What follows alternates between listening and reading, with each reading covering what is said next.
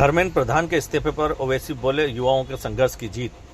केंद्रीय शिक्षा मंत्री धर्मेंद्र प्रधान के इस्तीफे पर एआईएमआईएम सांसद असदुद्दीन ओवैसी ने इसे देश भर के युवाओं के संघर्ष और बलिदान की जीत बताया।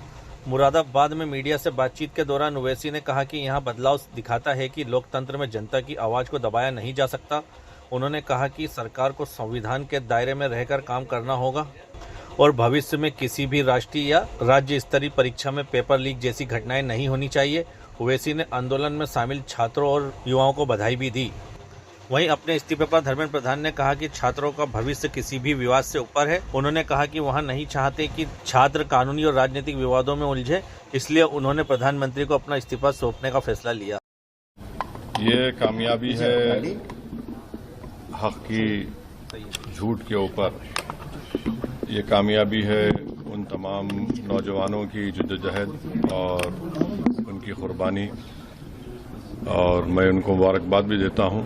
और आज का जो तब्दीली पैदा हुई है वो इस बात की तरफ इशारा देता है कि मोदी सरकार अगर ये समझ रही है कि वो जो चाहे कर सकती है, चाहे बुलडोजर से घर तोड़ सकती है या फिर किसी को दबा सकती है, तो इस आंदोलन ने इस बात का उनको खुला पैगाम दे दिया है कि अब तानाशाही नहीं चलेगी।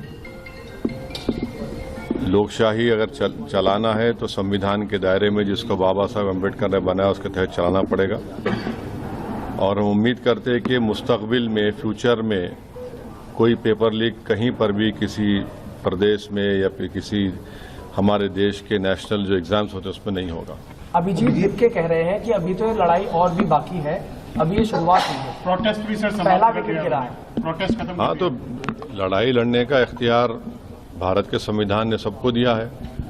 और अभी मोदी सरकार के अभी 2 ही साल तो मुकम्मल हुए हैं, तो जाहिर है सबको मिलकर जद्दोजहद करना पड़ेगा। लीडर ऑफ अपोजिशन के पे तो वो बताएंगे सर, वो बोल रहे हैं कि लड़ाई जो है इस पूरे मामले में जो कार्रवाई है, जिन्होंने लाठीचार्ज किया है पुलिस वालों पे, उनके खिलाफ कार्रवाई होनी चाहिए और एक्शन सख्त होना चाहिए। आपका क्या स्टैंड है? 4 लोगों को पेलेट गन से गोली मारी गई और एक की तो आंख जाय होने वाली है। इस पर एक्शन होना जरूरी है कि कैसे पेलेट गन इस्तेमाल किया गया, और जिन लड़के लड़कियों का लाठियों से सर फोड़ा गया है वो वीडियो विजुअल तो सारी दुनिया ने देखे हैं। और वो मसला दिल्ली हाई कोर्ट में भी गया है, अब शायद सुप्रीम कोर्ट भी उसमें सुनवाई होगी। तो सरकार को चाहिए कि ये कैसे हो रहा है। तो यकीनन ये पेलेट गन आप देखिए कि जब जम्मू कश्मीर में इसको इस्तेमाल किया गया था, करीब मेरे ख्याल से अगर मैं गलत ना कहूं तो 1000 के ऊपर लोगों को पेलेट गन से मारा गया था। उसमें से 50-60 लोग बिल्कुल देख नहीं सकते हैं।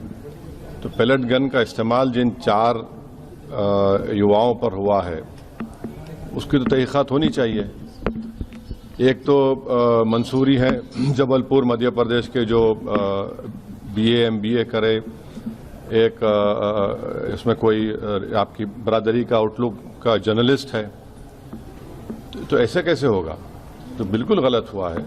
और जिन लड़कियों को आपने उनसे बदसलूकी की, बल्कि वो तो सेक्सुअल असॉल्ट भी हुआ उनके ऊपर, वो भी कैमरा वीडियोस में कैद है। तो इस पर यकीनन एक्शन होना चाहिए। 36 दिन बाद इस्तीफा आया है, इतने कियोस्क के बाद, तो आपको लगता है कि सरकार ने देरी की है इसमें? अब सरकार झुकने के लिए देरी कर दी ना, 36 दिन लगे उनको झुकने के लिए। शिक्षा व्यवस्था में कुछ सुधार अब होना है सर, इसमें किस तरह की? उत्तर प्रदेश में कितने पेपर का लीक हुआ बताइए? कितने पेपर्स का लीक हुआ है? तो हम उम्मीद करते हैं कि ये देखिए, सरकार कह रही है कि 2024 में कानून बनाया पेपर लीक के खिलाफ, उसमें 10 साल और 1 करोड़ का फाइन लगाया। अब आप कह रहे हैं कि 10 करोड़ का फाइन होगा। भाई, पेपर लीक हो क्यों रहा है वो तो देखिए। आप कानून बनाएंगे, ये बनाएंगे। अच्छा, फास्ट ट्रैक कोर्ट तो एक मजाक बन चुका है। 2009 में फास्ट ट्रैक कोर्ट बनाया गया और 2019 से बनाया गया। 2019 से 2026 तक आपको मालूम कितना खर्चा हुआ उसके पर? पार्लियामेंट में जवाब दिया 1100 करोड़ रुपए। और अभी भी पूरे देश में 2,65,000 केसेस फास्ट ट्रैक कोर्ट में चल रहे हैं अभी, बैकलॉग है। उत्तर प्रदेश में 71% बैकलॉग है। तो ये सरकार के बोलने में और करने में बहुत फर्क है।